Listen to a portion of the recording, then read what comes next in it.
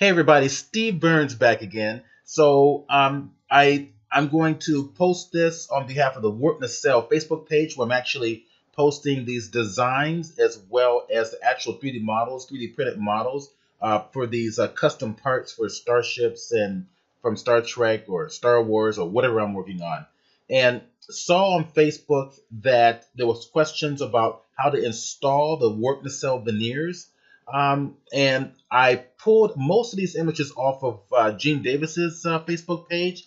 And it was Gene Davis and Chuck Brooks' idea to design or to design the custom parts for the Katinga class starship or warship for the Klingon Empire.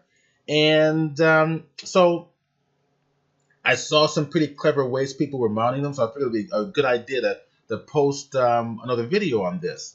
So whoever owns the actual, the images, oh, I apologize. I got this off of Gene Davis's. I don't know who the artists are, so I apologize ahead of time. So all right, let's go forward. All right, so there are two sizes here, right? So the one that I'm going to share with you guys in terms of installation is going to be the smaller one because those are the images that I found from the actual users. I felt that actually posting what you guys are doing with these is the most practical way to kind of communicate how to install these, because now that you guys are actually doing it, it gives you some practical application and examples of how easy this really is. So two sizes. The smaller size, which actually allows you to keep most of the detail on the original work nacelle, or the longer version, which actually spans the entire work nacelle. All right, so you have two choices. So what I'm going to do is I'm going to address the smaller version, as we can see here. One of the users kind of placed it down to give a view as to how long this is actually going to be on his nacelle, and he bought this one specifically because he wanted to keep all this little extra detail. Now he has this one kind of pushed a little bit further back to the back portion of the nacelle, but you can place it wherever you want, and then you're going to decide. You have to decide where you're going to cut these out as well. So once you decide where to place them, right here, it's another example of it being placed in the forward, section of the nacelle, revealing this additional detail back here. So it really is up to you as the user how you want to to design this. All right, so this user, as we can see here, decided to choose the front portion to cut out. And there it is. You can see the cutout here. Now, exactly how they cut it out, that's go on to Facebook and ask questions about that.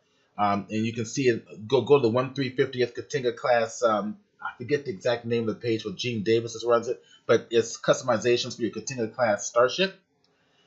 And so this person cut it out and provided some type of, it looks like, sticky tape to kind of place the nacelle into. Now, what they're doing is they're replacing the nacelle in, and I recommend this too, placing the nacelle veneer from behind, from underneath. So this is the front view. Here's the, he flipped it over to the back view where he actually pasted it in from behind. And it looks like he also included some type of a glue.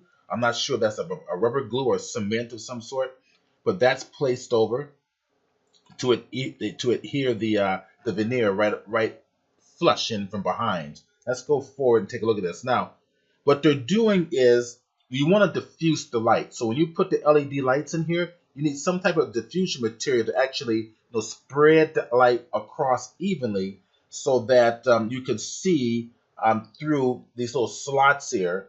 So it looks like an even illumination coming through the slots.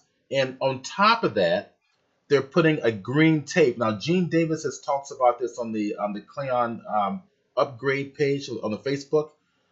He talks about the type of tape that they use. You can just go on there and ask questions, and the users will be happy to share the information with you. And that's what I love about these groups, is that they're absolutely willing to share everything that they do with these models. So I don't build these out to the point where you're putting in the sound and the lights and all these other details like the diffusion material. I actually build the custom parts, give it to you. I guess you either build it or you give it to somebody else who will build your model for you. All right, so we're talking about the diffusion material down first, and then the green's going to overlay. Here's a quick little example.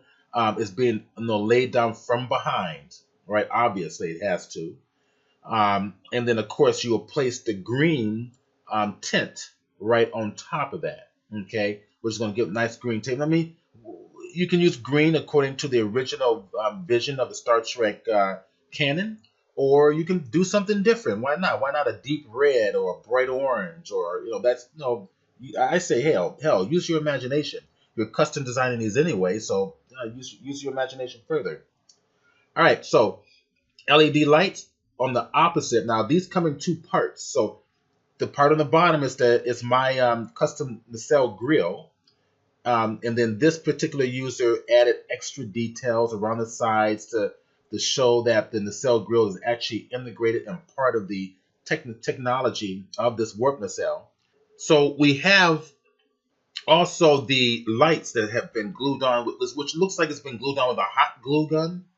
And there are your LED lights coming right across the length of it. Your diffusion material is going to take these lights and evenly distribute it across the length of the veneer so that you can see the lighting from behind the grills. And we're going to see an example about that of that in just a moment.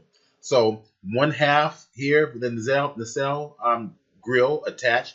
The other half here, a good example of how they're actually routing this wiring up through this particular nacelle engine. All right, so just kind of a little bit of an overview of what we're taking a look at. We actually cut it out. We put the nacelle grill in. Of course, you put the green tape on. From behind, it should be a nice even illumination. Here, this is a quick little view of what you're going to get with the lights coming through there. And you can add more diffusion material to even spread this out, or even place the LED lights in various and staggered locations. So let's take a look at another view. All right, there we go. This is a more completed view, and we can see much more of an illumination of the lights. This one may have been with the LED lights staggered in various locations here. All right, so there you are. So I figured this might help because I was getting so many comments about how exactly do you put them on, and are there any instructions for these? And yes, there is. This is the instruction. Okay, so hopefully this helps you, and I'm going to be posting more custom builds or details for custom builds that I'm currently working on. So stay tuned to my page, which is the Warp Nacelle on Facebook, and also the Chromolution page. Okay. And then Stephen Burns is my name. You can find it that way as well. Okay, with Stephen with a PHEN. All right, everybody. Steve Burns from Chromolution.com as well as Warp Nacelle signing off.